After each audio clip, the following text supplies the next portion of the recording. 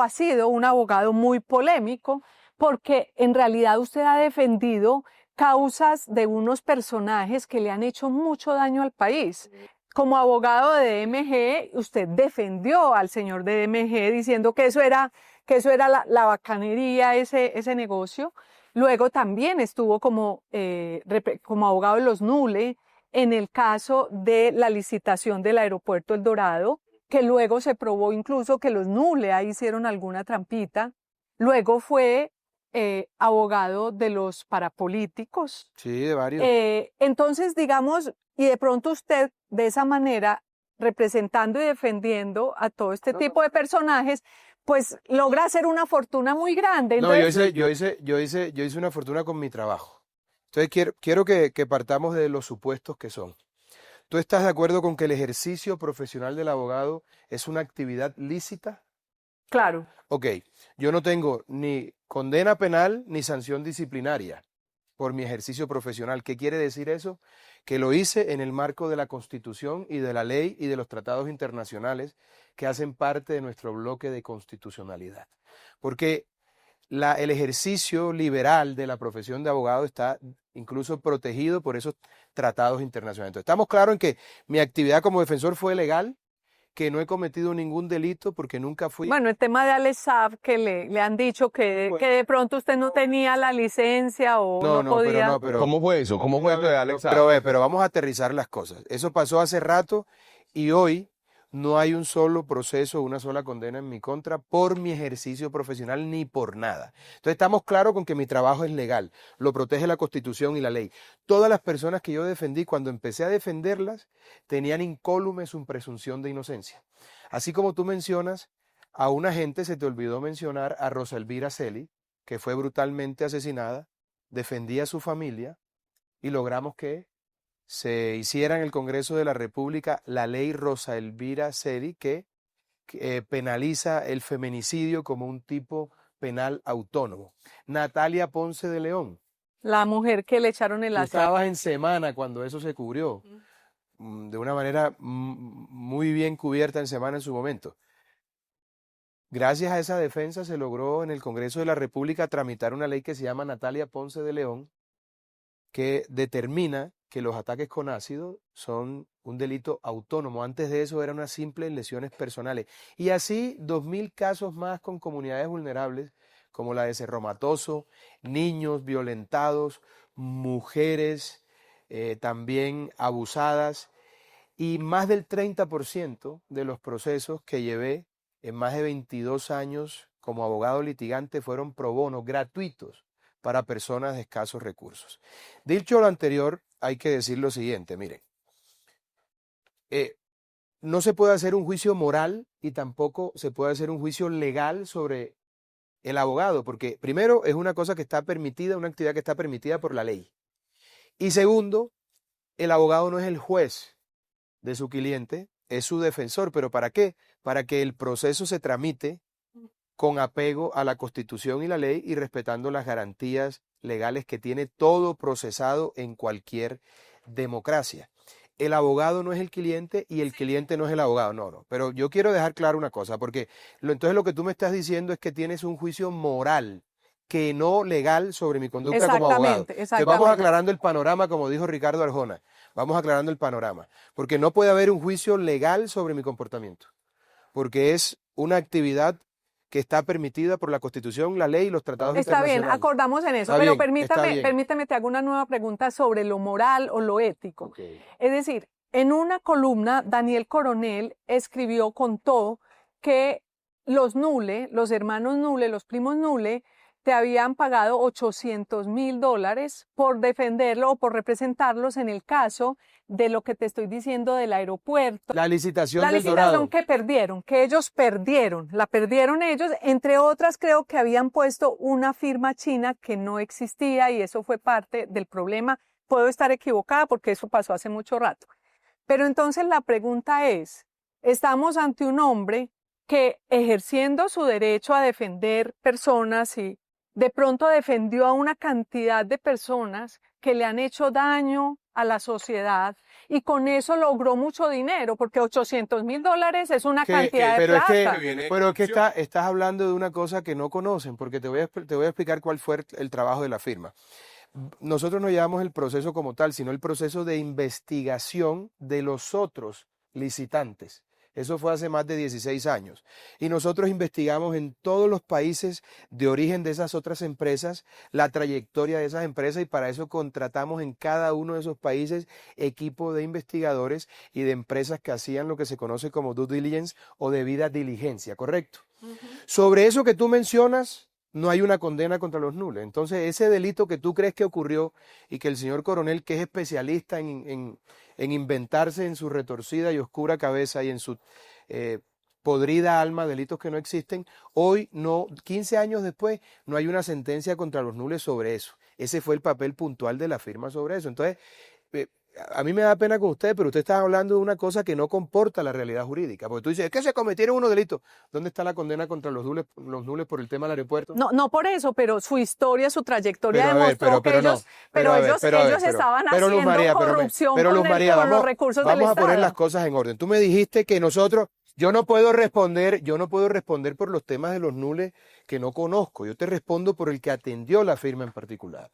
Y la firma en particular atendió una licitación en El Dorado que los nules perdieron porque a nivel financiero no tenían los puntos que se requerían o porque el sorteo no lo dio y tal. Nuestra labor particular fue una labor de investigación frente a las otras firmas. Entonces, sobre ese tema particular, que fue el único que les atendió la firma, está perfectamente claro. No hay ni condena contra ellos ni condena contra mí o cualquiera de mis abogados. Entonces, por favor, lo que no está en el mundo del derecho simplemente no existe. Por más que la mente retorcida de un periodista como Daniel Coronel quiera decir que hay, Daniel Coronel me ha acusado a mí de todas las cosas habidas y por haber en los últimos 16 años.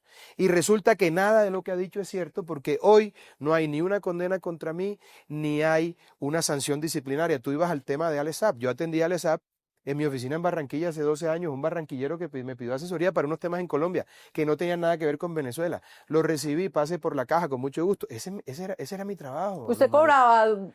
Claro, eso es lo que le arde a toda esta gente que me cuestiona de esa manera. Yo fui el abogado más exitoso porque era el que más cobraba. ¿Y qué? ¿Cuál es el problema? Ya dejó de ser. No, es que ya yo no ejerzo. Yo hace 3 años me retiré del ejercicio profesional. Entonces, fíjate, Daniel Coronel y varias gente me acusó. No, es que Alex Saab se voló porque la gente de la Esprilla le avisó. Y iniciaron un proceso disciplinario, un proceso penal, y ambos procesos determinaron que el señor Saab, cuando se ordena su captura en Colombia, tenía 2 años de no entrar de acuerdo a los registros migratorios a territorio nacional. Entonces, mal podrías ayudar a volar a una persona que no está en Colombia. Entonces, no, porque a mí me gusta enfrentar los cuestionamientos y yo entiendo y no me molesta en lo absoluto. Es importante hacerlo porque si usted aspira a ser presidente de la República, yo estoy aspirando a la presidencia de la República. Yo soy un tipo responder. trabajador y he ejercido una profesión que está amparada por la Constitución y la ley. No tengo un solo proceso penal, no tengo una sola condena, no tengo una sanción disciplinaria después de 22 años de ejercicio profesional y de todos los montajes y las persecuciones posibles. Entonces yo quiero ser muy claro con eso y yo estoy abierto al escrutinio público, pero sobre la base de la verdad, no sobre la base de hipótesis o de, tú sabes, esa vaina que tienen ustedes los periodistas de ver sospecha y vainas raras donde no la hay. No, yo me remito a los hechos, me remito a la prueba. Entonces, para que quede claro el tema de Alex Saab, que lo quiero terminar porque ustedes parece que se saltaron la pregunta, pero a mí no se me olvida. El tema es muy importante. A mí me va un barranquillero a buscar hace 12 años a la oficina, que tenía unos procesos en Colombia que nada tenían que ver con Venezuela. Con mucho gusto te atiendo. Yo ¿Y quiero qué que tú seas mi procesos abogado. tenía? Una de las empresas con la DIAN y un tema de unas exportaciones, te atendemos en el departamento de Derecho Privado, nosotros con el mayor gusto, pasa por la caja. Esa factura, toda la que tú dices de los nules, la que tú dices de los parapolíticos, todo eso se facturó. Se facturó. Y entonces la gente tiene que saber que yo hice contrato, facturé, nada ha sido por debajo de la mesa. Y a toda esa gente que defendí, cuando la defendí, no tenían condenas. Es más, muchos de ellos resultaron inocentes. Gracias a su defensa. No, gracias a la decisión de un juez, ojo. Sí, porque entonces para ustedes es buena una decisión cuando no les gusta el beneficiado y es mala cuando... Pero para terminar eso... No, pero quiero terminar lo de SAP porque esto es importante. Cuando SAP empieza, yo lo atiendo sus cosas, o la oficina le atiende sus cosas, a los 2 años le digo, oye Alex, me están diciendo que tú eres cercano al régimen de Maduro. No, yo no soy cercano al régimen de Maduro. 3 años. Oye, Alex, tú eres... No, yo no soy cercano al régimen de Maduro. 3 años y medio, te tengo que contar una vaina. Ajá, yo soy cercano a Maduro y tal. Le digo, bueno, ok, yo no soy tu juez moral, yo soy tu abogado. He oído un run run que hay un lío con los gringos. ¿Cuál es mi recomendación? Yo te siento con los americanos, negocia con los gringos, entrega al bandido de Maduro y sálvate tú, porque esa es la justicia premial de los Estados Unidos. Quien sienta a Alex Saab con las agencias americanas soy yo. Quien lo convence para que hable soy yo. Y él al final no quiere hablar, no entrega a nadie, se resiste, se revienta la pita y le sale una extradición. No, le sale una extradición y en ese momento yo le renuncio automáticamente. Esa es la historia, pero yo siempre traté de hacer lo correcto en el marco de la Constitución y de la ley, que es mi obligación. ¿Por qué? Porque los abogados defensores somos auxiliares de la justicia. Lo que ustedes dicen sería tanto como creer que un médico que salva a un guerrillero es guerrillero, o un médico que salva a un paraco es paraco, o un periodista que investiga a un bandido como Daniel Quintero es igual que él.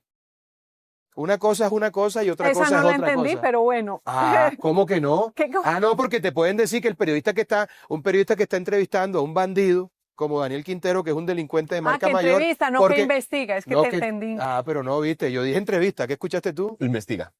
Bueno, pues puedes investigar cuando entrevista, puedes entrevistar cuando investiga. Entonces, imagínate que yo diga, oye, la gente del colombiano, o cualquier otro medio, ¿cómo le da una carátula a Daniel Quintero? Yo te preguntaba si Daniel Quintero había venido aquí, tú me dijiste que no. No ha querido. Ah, bueno, pero lo vas a entrevistar. ¿Tú crees que es justo que alguien diga, oye, la directora del colombiano, ¿cómo le dan pantalla a Daniel Quintero? Son iguales de corruptos que él.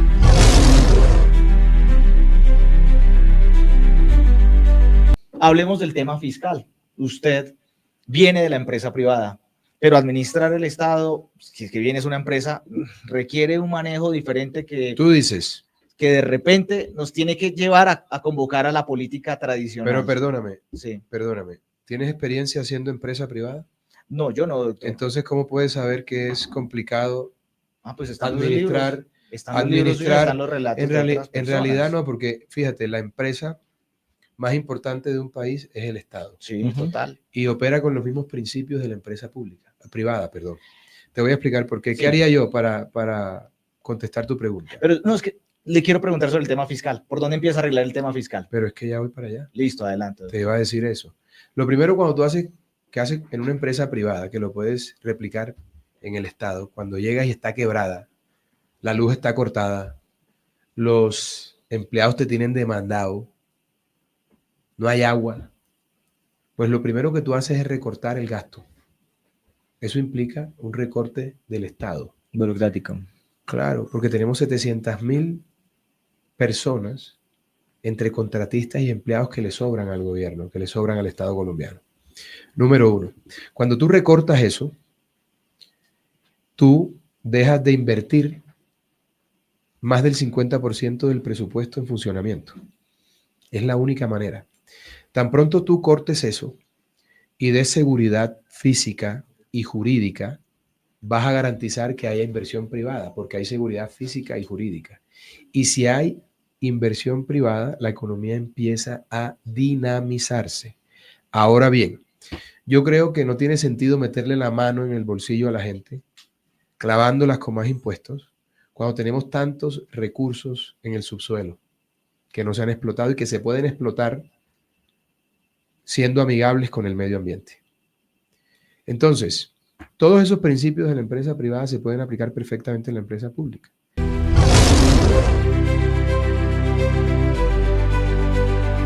Lo que dice, pero decir que es capaz de reducir el Estado en un 40% y que va a bajar impuestos, no es populismo.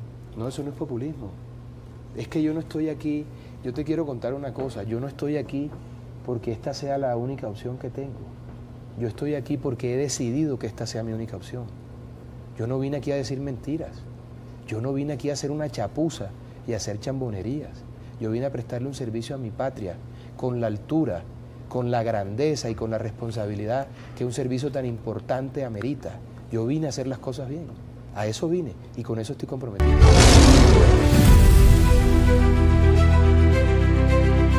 O sea que usted no considera que hay un genocidio en curso en Gaza, por ejemplo. Yo considero que el Estado de Israel el presidente Netanyahu, el primer ministro, está haciendo lo que tiene que hacer para defender a su pueblo. Y es exactamente lo mismo que voy a hacer yo para defender a Colombia. Cueste lo que cueste. Y así haya gente a la que no le guste como a ti y haya titulares a los que no le guste, uno tiene que defender a su gente. Y uno no puede, bajo ninguna circunstancia, arrodillarse al terrorismo. Y un hombre, un líder, tiene que hacer lo que es menester por la salud de la república que representa, sin importar si hay gente que considera que una cosa es otra cosa diferente a la que en realidad es. Pero aquí el pueblo de Israel se ha defendido del terrorismo de Hamas, Hezbollah, que además patrocina la autoridad palestina y que también tiene como eje central a Irán, con quien por supuesto tampoco vamos a tener relaciones. No, y yo pues hablaba de genocidio porque es un término que ya ha usado hasta la ONU. Entonces, para pero ven acá, es que la ONU no es un referente para mí, hermano. Bueno, la ONU es otro tema, sí. No es otro tema, no, es el tema, porque es que tú estás trayendo unos referentes aquí muy jodidos, porque es como decir que Garavito está hablando de montar. Pero la ONU y Garavito no es lo mismo. Perdóname, la ONU es un directorio político de la izquierda que no sirve para nada. Sirve para mandar a unos burócratas a hablar paja y a tomarse unos whisky.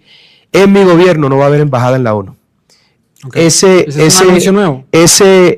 Bueno, me lo preguntaste, lo que pasa es que sí, está bien. Yo tengo todo aquí, hermanito, y lo tengo perfectamente claro, porque yo sé cuál es el problema, sé cuál es la solución, pero lo más importante es que tengo los cojones para hacerlo. Y perdónenme el tecnicismo.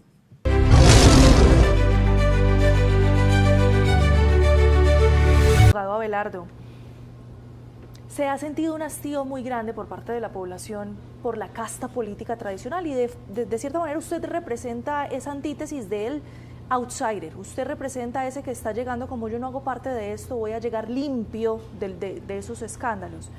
Pero también ha habido un cuestionamiento y es, hombre, es complejo entender que el primer cargo público que vaya a tener una persona sea precisamente la presidencia de la República. ¿No habría que hacer una escalera de méritos? ¿No habría que conocer un poquito más el Estado antes de llegar a ese gran cargo, como usted lo sabe? Si me permites y me das la licencia, a mí me gustaría hacer un ejercicio mayéutico contigo. Sí, señor. ¿Cuáles son los cargos que ocupó Gustavo Petro? Él fue senador, él fue alcalde, fue concejal, fue representante de la Cámara, fue concejal también. Concejal, senador, alcalde de Bogotá y presidente de la República. ¿Y qué te ha parecido el gobierno de Petro? Yo no estoy de acuerdo con la gestión del presidente Gustavo. Ahí está. Entonces, el hecho de haber pertenecido a la casta política, como tú bien lo señalas, como lo ha mencionado el presidente de la Argentina, Javier Milei, el hecho de estar pegado de la teta del Estado como un parásito durante toda la vida, genera más posibilidades de que las cosas salgan mal a que salgan bien. Si tú quieres cambiar lo que está mal, tienes que hacerlo de maneras diferentes. Si insistes en hacer lo que está mal de la misma forma, seguirá mal. Yo soy un tipo que viene de afuera, he sido exitoso en todo lo que he emprendido. Soy un tipo que sabe generar riqueza, que tengo el carácter, la voluntad, la formación, la determinación, que conozco el Estado por mi formación como abogado. Y tengo la absoluta certeza de que estoy capacitado para eso.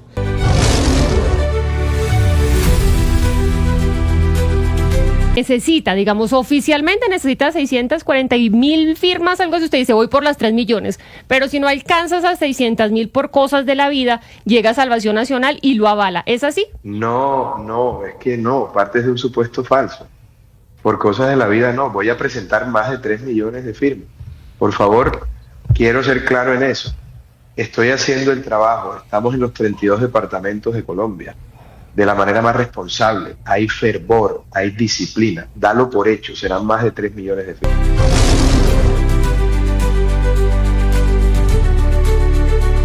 Y va a alguien que usted mencionaba. Usted puede ser el candidato de un extremo o del pensamiento de un extremo del país, pero en el otro extremo, quizás ese candidato muchos mencionan puede ser Daniel Quintero. ¿Qué opina usted de ese otro candidato? Permíteme dos apreciaciones al respecto. Yo creo que Daniel Quintero se lo termina devorando la propia izquierda porque Petro no le sirve un mercader de la política como Daniel Quintero. Daniel Quintero no tiene ideología, él es del partido billetista.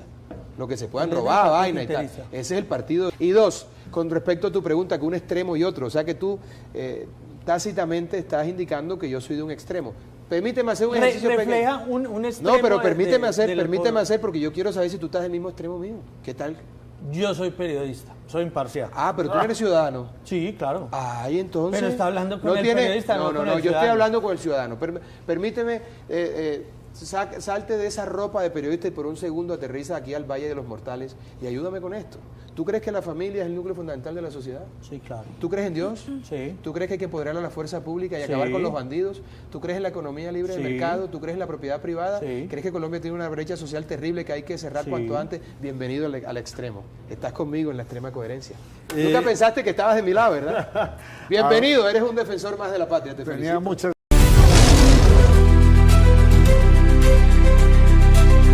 Y hemos dicho que hubo una responsabilidad política del presidente de la República justamente porque fue el primero en proponer un lenguaje violento contra la oposición. Y además pues porque está probado que hubo unas ausencias de desprotección a Miguel Uribe ante solicitudes de refuerzo al esquema de seguridad. Y usted ha dicho que el presidente de la República instigó el crimen por sus comentarios. ¿Cómo se puede decir que un presidente instigó un crimen por sus comentarios violentos y al mismo tiempo decir que a la izquierda hay que erradicarla y destriparla? Y le voy a pedir que no me responda con lo de la cuarta ¿A la izquierda hay que erradicarla y qué, perdón? y destriparla. Ah, ok. Es que dijiste extirparla. Destriparla. Ok. Pero le pido que no responda por la cuarta ascensión de la palabra de destripar. ¿Por la cuarta qué? La cuarta ascensión de la palabra Acepción. destripar. Sí. Es acepción, no ascensión. Perfecto, porque le quiero recordar que en este país la guerrilla y los paramilitares han erradicado y destripado seres humanos. ¿Cómo se puede hacer las dos cosas al tiempo entonces? Es que, hermano, que tú no conozcas el idioma no significa que yo no lo conozca. No, pero respóndame No, la no, pregunta. te estoy respondiendo, me estás preguntando. Yo sé exactamente lo que quise decir. Que tú quieras plantear una cosa diferente es otra cosa. Yo cuando me refería a destripar, me refería a la cuarta acepción, no ascensión, de la palabra, del vocablo, que es la coloquial, que implica acabar con un relato. Yo voy a acabar con ese relato de la ¿Y izquierda, a qué se refirió con cuando ese dijo cuento de la izquierda. erradicar seres humanos? No, yo no estoy hablando de erradicar a Usted nadie. dijo erradicar y destripar. No, pero, a ver, Usted dijo erradicar. te estoy diciendo erradicar y destripar a la izquierda. ¿Y eso qué significa? ¿Cómo? ¿Qué significa erradicar? Erradicar, para usted? tú no puedes erradicar por la vía democrática un pensamiento. ¿Cómo? ¿Cómo? Enfrentándolo, ganándoles, haciéndoles pagar por el desastre que han generado en Colombia. En un país Escúchame, con la violencia de escúchame. Colombia, No, con la no, historia de hermano, mira, violencia de Colombia. ese discursito diplomático no va conmigo. Yo no he venido aquí a contemporizar y a decir cosas bonitas para que la gente como tú esté tranquila. No, yo he venido aquí a enfrentar a los enemigos del Estado y lo he venido a hacer con determinación. ¿Y sabes por qué estoy aquí? Porque yo sé que soy el único que se va a atrever a enfrentarlos como corresponde y en el marco de la Constitución y la ley, porque de algo habrá de servir que soy abogado de formación. Entonces, yo sé lo que hay que hacer, sé cómo hay que hacerlo y quiero dejarte claro esto para que tú puedas dormir tranquilo. No, pero es que mi pregunta no, es, espérate, ¿por Santiago, qué- lo voy por a hacer qué- desde la vía permítame, democrática. Lo que pasó, doctor, Lo voy a es que hacer con la Constitución y la ley. Los periodistas contrapreguntamos en las entrevistas y yo le quiero preguntar cómo es que las palabras del presidente sí pueden instigar crímenes y decir que hay que erradicar y destripar a la izquierda no. Te lo voy a probar con un ejemplo muy sencillo. La izquierda siempre dice que nosotros, no los de la extrema derecha como ellos pretenden, sino los de la extrema coherencia, los que defendemos la familia como núcleo fundamental de la sociedad, los que creemos en Dios, los que creemos en una economía libre de mercado y defendemos la propiedad privada, los que creemos que hay que caerle con mano de hierro al crimen y rodear a nuestra fuerza pública para que haga su trabajo, los que creemos que hay una brecha social que hay que cerrar. Eso se llama extrema coherencia, no extrema derecha. Ellos nos llaman extrema derecha. Dicen que nosotros queremos matarles todo el tiempo, queremos desaparecerles. Dicen que les perseguimos judicialmente, pero resulta que el que está enterrado hoy es Miguel Uribe. Y resulta que el que está condenado injustamente es Álvaro Uribe. Entonces la izquierda siempre aplica lo que se conoce como el efecto espejo. Nos acusan a nosotros de lo que hacen ellos. Nosotros vamos a defender al país, nos vamos a defender nosotros, no como lo hacen ellos, asociados con el narcoterrorismo, para asesinarnos y para perseguirnos a nosotros. O con los jueces que tienen de bolsillo y con los que procesan a quienes no pensamos como ellos para sacarnos del camino. Nosotros vamos a combatirlo con las armas de la Constitución y de la ley.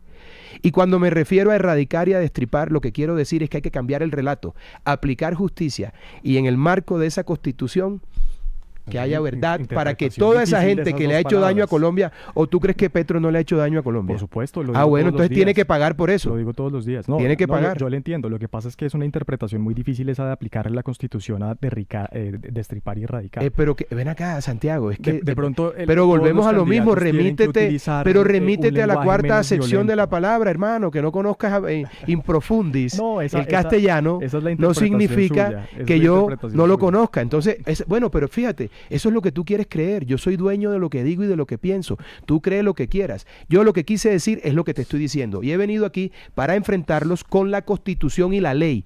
Ni un centímetro por fuera de la Constitución y la ley. Todo en el marco de la Constitución. Lo que pasa es que la izquierda ha instalado el relato, que hay que destripar el relato porque hay que cambiarlo, de que aplicar la ley es ilegal. Y eso hay que restablecerlo en Colombia. El imperio de la ley. Mano de hierro contra los bandidos y protección y seguridad para la gente que día a día se levanta a hacer grande a Colombia con su trabajo.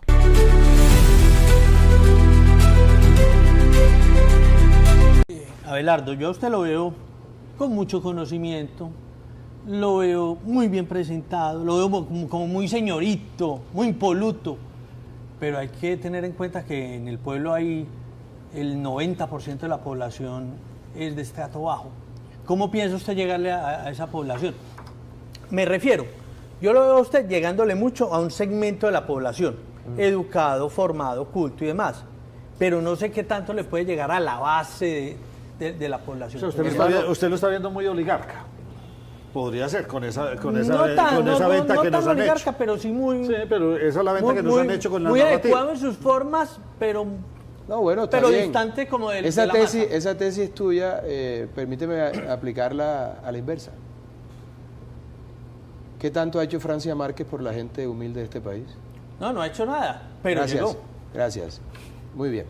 Entonces, el hecho de que yo sea un tipo bien puesto, señorito, gracias por el piropo, porque a los 47 años yo creo que ya uno no es señorito, sino un adulto contemporáneo. Buen piropo en todo caso, no me parece mal, te lo recibo bien. ¿Tú crees que eso es lo realmente importante? Ahora, si no tú, es lo realmente importante, ves, pero en unas elecciones sí lo es. Bueno, entonces tú que eres un periodista acucioso no te pillaste bien cómo fue la marcha de ayer. Porque si tú hubieses estado ahí, y ya vi que no fuiste a la marcha porque no eres uribista. No, porque no voy a ninguna marcha. Ah, ok, bien. Pero no te pongas sensible, espérate, que allá voy con el Ariel. Te estoy mamando gallo. ¿Sabes que en el Caribe somos, él no entiende en el Caribe somos mamadores gallo, no te preocupes. El hombre sí sabe, porque el hombre sabe cómo es el vacilón allá. Hermano, si tú hubieses estado allá y hubieses visto cómo me saludaba la gente, yo creo que la gente no ve ningún oligarca, porque es que el contacto y la conexión con la gente no está en la ropa ni en cómo te expresas, está en lo que sientes de verdad y en la capacidad que tienes de transmitir ese sentimiento original y auténtico a la gente. Entonces, si tú ves todos los videos, toda la gente que se me acercó fue gente muy humilde, con la que me siento supremamente bien porque me alimenta, me gusta encontrarme con la gente, me gusta compartir con la gente, escuchar cuáles son sus necesidades. Si yo no tuviera esa vocación de contacto con la gente, yo no estaría aquí. Entre otras vainas porque yo entiendo que la acción del Estado debe estar encaminada principalmente a la gente que más lo necesita, no a los que tenemos todo.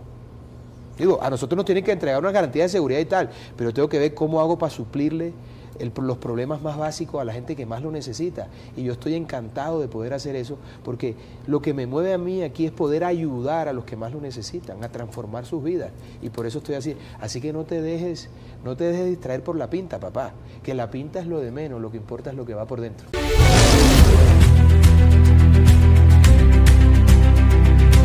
Precandidato de la Espriella, varias cosas de las afirmaciones que usted acaba de hacer.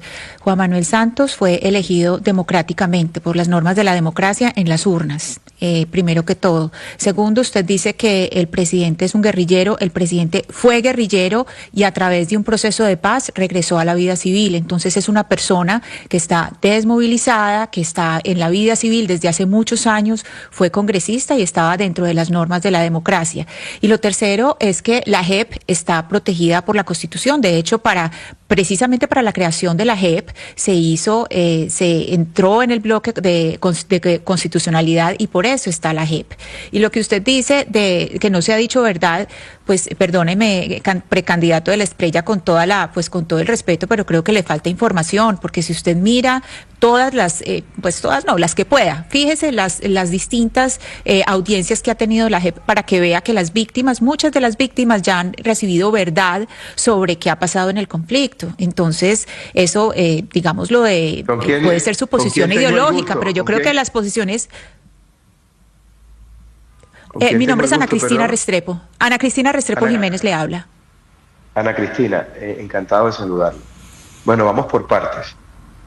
Me alegra mucho que usted esté defendiendo el origen constitucional de la JEP, pero a usted se le olvida que la JEP es fruto de la burla de la voluntad popular del constituyente primario, que dijo no. El fast track que aprobó ese bodrio lo tramitó el señor Roy Barrett, conocido de autos, como decimos los abogados. Entonces me parece que usted tiene un doble rasero, porque usted plantea unos temas, pero frente a otros y bajo los mismos supuestos, entonces la Constitución no aplica. Que quede claro, la JEP tiene un origen espurio, que es la violación de la voluntad popular, y ustedes saben cómo torcieron eso en el Congreso y cómo lo hicieron en su momento en la Corte. Pero yo respeto su opinión. Si a usted le parece que eso está bien, ni más faltaba. Yo le estoy dando mi opinión, ustedes me preguntan. Y esos son los argumentos para acabar con ese directorio político de la JEP. Y lo voy a hacer, porque yo soy capaz de hacer lo que digo que voy a hacer. Segundo, usted dice que Juan Manuel Santos fue elegido por la vía democrática. Yo nunca dije que hubiese sido elegido por una vía antidemocrática. Dije que fue financiado por Odebrecht, y sobre eso hay decisiones judiciales que espero usted conozca y que le dan asidero a su postura legalista y constitucionalista. Yo no estoy inventando nada. Es también un hecho probado que el señor Samper fue financiado por el cartel de Cali. Y yo no dije que el señor Petro sea un guerrillero, dije que había pertenecido a un grupo guerrillero, que es ciertamente diferente. Pero respeto su opinión, y la democracia es tan linda que usted puede pensar eso, y yo lo que estoy diciendo frente a una misma circunstancia. Fíjese, eso no se puede hacer ni en Venezuela, ni en Nicaragua, ni en Cuba, porque hay que pensar como piensa el régimen.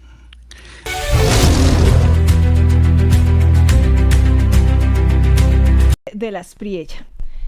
Recientemente usted se ha visto en varias polémicas, por decirlo así. Le han reclamado que no, pues, o sea, primero hay unos que como que no quieren que usted entre al Centro Democrático, que esté en la consulta, como ni usted ni otros. Hay un poquito de celos alrededor del... Vamos por parte, como dijo Jack el Destripador. Lo que acabas de decir primero es falso. Destripador. ¿De acuerdo? Porque yo estoy recogiendo firmas. Yo soy uribista y nunca he sido del Centro Democrático. Yo tengo vuelo propio, tengo autonomía de vuelo, y voy a recoger, con la ayuda de Dios y de mis compatriotas, más de 3 millones de firmas, porque eso me sirve a mí para hacer una precampaña. Yo no quiero estar en el Centro Democrático y he decidido no estar en el Centro Democrático. Ahora bien, mi uribismo no está en duda. Yo soy más uribista que Doña Lina, que Jerónimo y Tomás. ¿De acuerdo? Entonces, esa primera parte de la pregunta, mi querida Darcy, no ha lugar, porque yo estoy haciendo mi ejercicio por fuera del Centro Democrático. Hay más uribismo que Centro Democrático, y es exactamente lo que yo estoy haciendo. Bueno, pero mi pregunta iba también a decir que, por ejemplo, la candidata Vicky Dávila públicamente le cuestionó muchas de sus posiciones como abogado en el pasado, y habló de incoherencias, por ejemplo, haber sido abogado, entre otras, de Alex Saab, y criticar al mismo tiempo el régimen de Maduro. Permíteme hacer un ejercicio de 1 minuto. Estamos de acuerdo con que el ejercicio profesional de abogado es un ejercicio que está amparado por la Constitución y la ley, ¿verdad? Es legal. Claro, es legal. Pues si ustedes tienen que defender malos y culpables. Y también... inocentes también. Sí, pero cuando tú defiendes a alguien no es culpable hasta que un juez no lo decida. Ahí hay un error. Se parte de un supuesto falso. Estamos de acuerdo con que es una actividad que está cubierta por los tratados internacionales que hacen parte del bloque de constitucionalidad. Dicho de otra manera, cuando una persona no tiene para pagarle a un abogado, el Estado se lo provee. ¿De acuerdo? Entonces, la actuación, el oficio, la profesión de abogado defensor es absolutamente legal. Yo estuve 22 años en el ejercicio profesional y no tengo ni una sanción penal ni una sanción disciplinaria por mi desempeño como abogado. En consecuencia, respeté la ley. He sido un auxiliar de la justicia y me siento orgulloso de mi carrera como abogado defensor. Eso para empezar. Vicky nunca me hizo un reclamo sobre eso y hemos sido amigos por 22 años. Nunca me reclamó eso.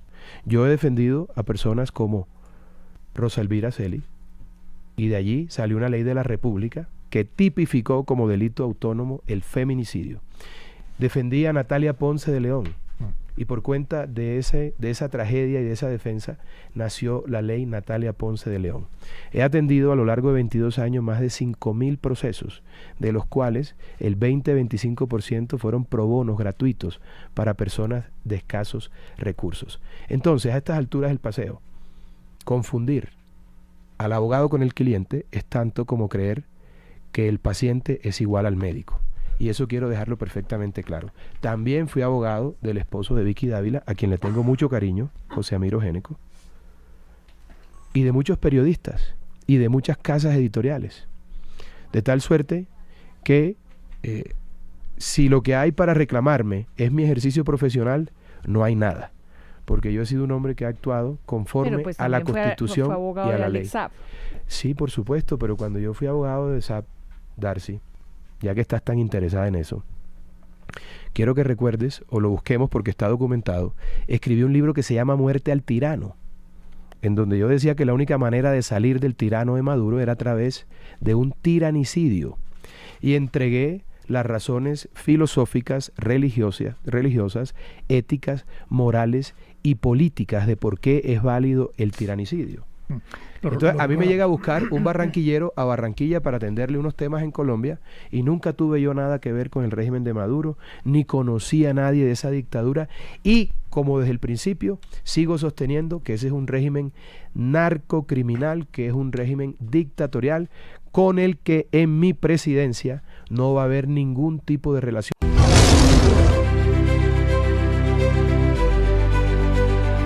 Le veo un look muy Bukele. Pues, eso es muy colombiano también, Darcy, buscarle parecido a todo el mundo. Pero tú viste que tú estás con un colombiano por allá, en otro país, pasa alguien, mira, se parece a la vecina. ¿Pero usted admira a Bukele?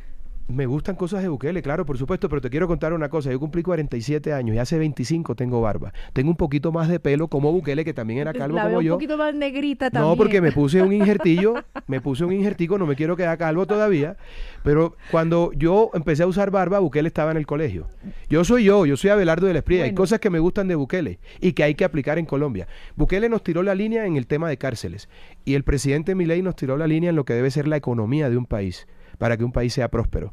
Sí, pero ahora Bukele no se quiere ir, se quiere Bueno, yo no estoy de acuerdo con eso, no estoy de acuerdo con la reelección. Yo me comprometo con el país a no salir en 4 años de Colombia y a despachar todas las semanas desde un departamento, desde uno de los 32 departamentos. Florencia, Italia, no eso está acá. Miami tampoco. No, me voy a quedar aquí. Porque tú qué haces viajando por el mundo hablando sobre lo divino y lo humano cuando Colombia está incendiada. Es como pretender arreglarle la pelea a tu vecino con la mujer cuando la tuya tiene 3 meses que no te habla. Primero resuelve el problema de tu casa y ya veremos si te alcanza para salir. Entonces, yo soy yo y yo soy un tipo que está aquí porque soy claro, porque no hay dobleces conmigo y créeme, las fotocopias siempre son grises. Yo soy yo, Bukele es Bukele y Milei es Milei.